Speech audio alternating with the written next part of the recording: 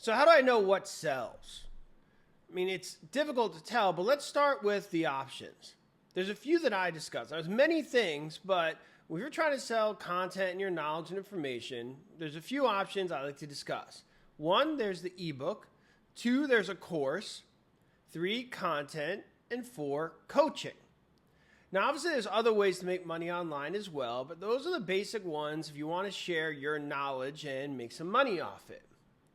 And how do you know what sells for each? Well, you got to know your market. Let me give you an example. If you're focused on tennis, well, if you want to create an ebook, a great option would be an ebook to help people buy new rackets who want to understand all the different elements of the weight of the racket, the size of the racket, the strings they use, the wraps they put on the handle, because it could get very complicated as somebody who's new. And a $10, $20 ebook could be a great thing to save them a lot of stress for when they go to that store and they're just like, I don't know. And the salesperson tries to sell them all these things. It just sounds like gobbledygook to them. So a $10, $20 ebook would be a really smart thing for somebody to purchase if that ebook creates clarity for what it is that they're looking for. In that case, tennis rackets.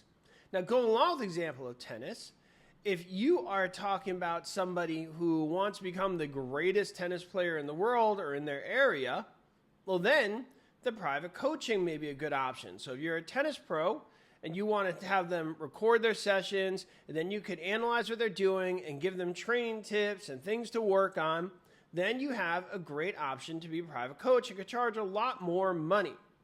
And obviously, the course and the content is somewhere in between. Content would probably be somebody more who just wants to do it on their own but needs a lot of different tips and information. Course is a little more step-by-step. But you need to know exactly what the audience is that you're trying to target. But at the end of the day, it comes down to two things: clarity and trust. Because this information I'm talking about, using the tennis example, it's everywhere. Everywhere, anywhere, which also means it's nowhere. It means it's overwhelming. You can go on ChatGPT, YouTube, Google, in chats, everywhere. It's all over the place. But very rarely do you have a step-by-step clarity. And the second thing is trust. Everybody's acting like an expert. Everybody wants to give advice. So whose advice do you go to? The person you trust. And you don't need to be a big famous name person. It's as simple as, I like tennis, my friend's learning tennis, they spoke to you, and they like you, so I'm going to like you as well. That good old referral. Things are kind of circling back to trusting the person in your neighborhood.